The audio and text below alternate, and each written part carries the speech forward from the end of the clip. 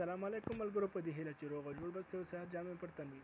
په نننۍ ویډیو کې تاسو ته دا ښیم چې څنګه کولی شو چې هغه موبایلونو کې چې تاسو نه آیډي خلاصه پاتې شوي وي، فیسبوک آیډي تاسو نه خلاصه پاتې شوي وي، څنګه کولی شو چې هغه مونږ د خپل د اکاونټ نه لاګ آوټ کړو. راځو په دې باندې مونږ خبرې کوو. دې نه هر څه د مخکې به تاسو فیسبوک خلاص کړئ.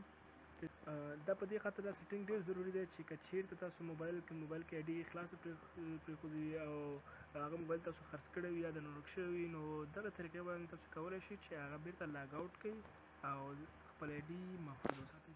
راځو نو په دغه درې لینو باندې دغه درې لینو په دې باندې کلیک کوو. کله مو چې په دې کلیک وکړو بیا به سیټینګ ان پرایوسي په دې باندې به تاسو کلیک وکړئ. کله چې په دې باندې کلیک وکړو بیا به په سیټینګ باندې کلیک وکړئ. کله مو چې په سیټینګ کلیک وکړو بیا به راشئ دلته سیکیورټي ته. سیکیورټي کې اول اپشن دی سیکیورټي ان لاګین، په دې باندې به تاسو کلیک وکړئ. دا هم چې کله کلیک وکړو په دې باندې بیا به راشئ دلته ګوره یور لاګډ ان، یعنې په دغه اپشن کې تاسو دې باندې کولی شئ چې خپل هغه کوم ځای کې چې آیډي تاسو خلاصه پرېښودې وي نو د دې څخه تاسو لاګ آوټ کولی شئ. خو زما فلحال په سامسنګ ګلیکسي J7 کې اکټیو نه اوس فعال دی او دلته یو بل اپشن دی سیال په نوم، په دې باندې تاسو کلیک وکړو تاسو به ټول هغه اکاونټونه راواړوي چې کوم ځای کې آیډي تاسو خلاصه ده. زما فلحال په همدغه کې خلاصه، نور کې نه ده خلاصه.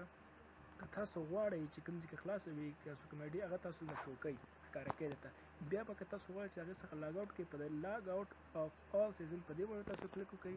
په دې مو چې کله کلیک وکړو بیا تاسو بل آپشن راځي دلته لاګ آوټ، په دې لاګ آوټ باندې به تاسو کلیک وکړئ او ستاسو اکاونټ ستاسو فیسبوک آیډي به د هغه نورو اکاونټونو یا هغه نورو موبایلونو کې چې ده هغې ځای نه شي لاګ آوټ به شي او ستاسو دغه فیسبوک آیډي به محفوظه شي. دا سیټینګ ډېر ضروري سیټینګ دی. که ویډیو مو خوښه شوي وي ویډیو لایک کړئ او د خپل ملګرو سره شیر کړئ او زموږ چینل هم سبسکرایب کړئ تر څو موږ تاسو ته ښایسته ویډیوګانې جوړې کړو او په آل باندې هم لازمي کلیک وکړئ تر څو زموږ هر نوې ویډیو اول تر تاسو پورې